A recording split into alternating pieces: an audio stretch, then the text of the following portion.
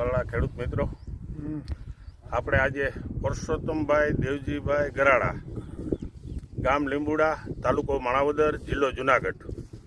આપણે આ પરસોત્તમભાઈ આપણું ગ્રીન ઇન્ડિયા ખાતર વાપર્યું છે અને પરસોત્તમભાઈને આપણે પૂછીએ કે પરસોત્તમભાઈ, તમે જે અગાઉની જે સિસ્ટમથી ખેતી કરતા હતા એમાં તમે રાસાયણિક ખાતર, રાસાયણિક દવા વાપરતા હતા, એમાં અને આ ગ્રીન ઇન્ડિયા ખાતર વાપરવામાં તમને ફરક શું લાગ્યો?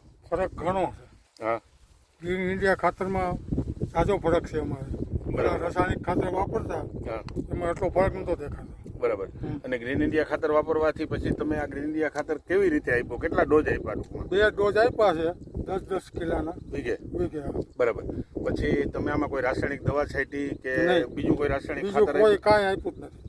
તો ઓલ ઓવર એવરેજ તમે જે સિસ્ટમથી ખેતી કરો છો એની કમ્પેરિઝનમાં ગ્રીન ઇન્ડિયાથી તમને બહુ મોટો ફાયદો છે. મોટો ફાયદો છે. બરાબર. બહુ જબરદસ્ત ફાયદો. આમ તો જો કે ગ્રીન ઇન્ડિયાની થેલીઓ જામ આમ તાર હા, લાગે કે અમારે આ બધા લગભગ અહીંયા ઓન તો હજી આ શરૂઆત છે. હા, પોતથી પછી ઝાઝા વાપરવા મળશે. બરાબર બરાબર. તો આમ ગ્રીન ઇન્ડિયા વાપરે તો ખેડૂતોને કેટલા બીજા વધારાના બેનિફિટ મળે? ઝાઝા દવાના, બીજા ખાતરના, રાસાયણિક ખાતરના. હા. એ તો બહુ મોંઘા આવે રાસાયણિક ખાતર. બરાબર. એક તો રાસાયણિક ખાતરની કમ્પેરિઝનમાં આપણું ખાતર આટલું સરસ છે. બીજી વાત એ છે કે એક રાસાયણિક દવા જે નથી છાંટવી પડતી, એ મોટો ફાયદો છે અમારે. હા, એ મોટો ફાયદો છે. તો ખેડૂત મિત્રો, હવે બીજું આપણે હમણાં આપણે છે ને આગળ છોડ એક બીજો ઉપાડી અને તમને સરપોલિયા બતાવીએ છીએ. બરાબર. તો અહીંયા ગમે ત્યાં ક્યાંક તમે ઉપાડો અહીં. હું પણ અરે હરપોલિયા કાઢી આવ્યા જ? હા હા રિયા જોવો અને સિયા જોવો.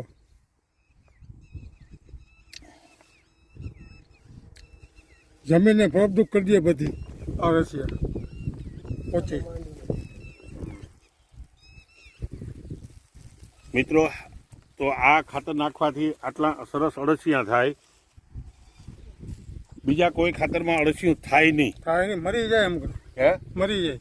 તો હવે તો આ રેગ્યુલર આપણે આ જ ખાતર વાપરવાનું ને? આ જ ખાતર વાપરવાનું. તમારા સગા સંબંધી મિત્ર ગ્રુપને ભલામણ કરજો કે અમે આ ગ્રીન ઇન્ડિયા વાપર્યું છે અને અમને આટલું સારું રિઝલ્ટ મળ્યું છે.